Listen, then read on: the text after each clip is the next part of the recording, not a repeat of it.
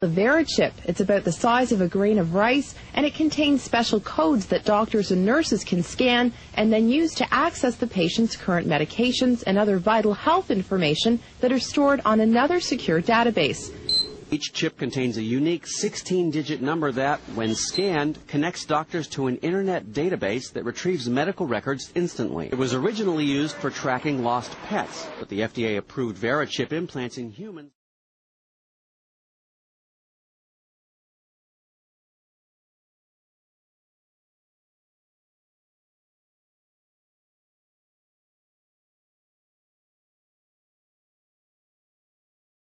All right, you hear the sound of the background, people saying, Big Brother, too much information, a little scary. How do you respond to that? Well, you know, it's interesting. I used to get that question a lot 2 years ago. Today, we've gotten it a lot less. In fact, the Attorney General of Mexico and some of his staff have received this chip for security purposes. And when the acceptance rate of the product goes up significantly like it has, some of the privacy concerns go down. But to answer your question directly, Lester, what most people are concerned with is the invasiveness of this, that it goes in your body. And as we know with pacemakers and other medical devices, that when people accept it for its applications and for its ability is when it'll work its way into society. It won't be tomorrow, it won't be next week, but 2, 3, 5 years from now, slowly but surely it'll work its way into the mainstream.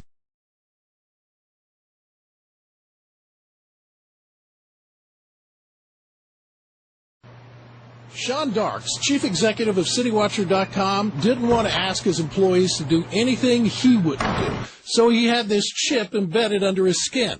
The chip has an access code for admittance into a room holding security footage for government agencies and police. For Darks, the tiny chip is a security solution.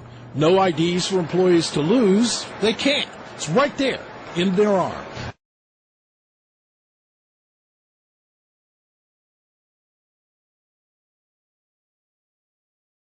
There are serious legal issues that are raised by this particular technology. Privacy advocates say they're concerned these chips could monitor or track people, medical records could be abused, and a person couldn't remove the chip if they wanted to.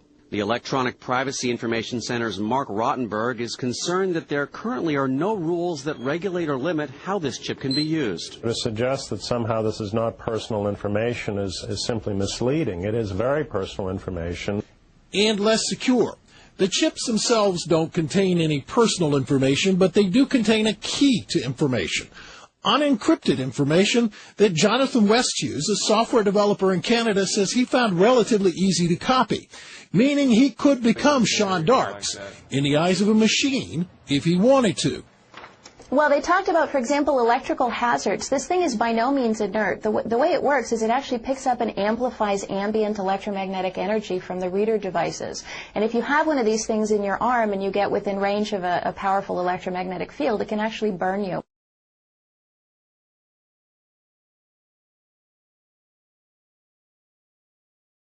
Well, actually, obviously, Secretary Thompson, it's an honor to have him on our board of directors.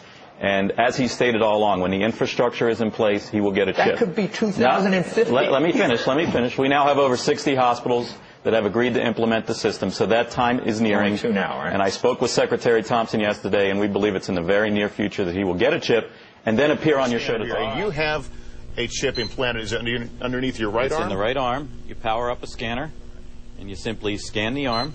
And once you scan the arm, you'll see that the identification information. And on the laptop here you have it hooked up to, it says some number, but that doesn't. On the database about Scott Silverman, it'll have my driver's license information, it'll have medical information, it'll have financial information, and it'll have security information for ingress and egress into facilities. The critics would say, and I listened to it, and I'm trying to figure it out, but they use the they word a lot. Is there a vast RFID conspiracy out there that is they would say this is a slippery slope. This is the first thing. This is where you lull us into a false sense of security. We all get these things. And then the next thing, you know, I don't know. It's making like Soylent Green. Like the Trilateral Commission, or the whole world gets taken over like in Terminator 3 or something. Is anything, I mean, do we need to worry? There's no conspiracy, Joe. You sure? I'm sure. I'm looking at you. I'm looking at your eyebrow. It twitches when you say that a little bit. And I'm looking back at you. Come off.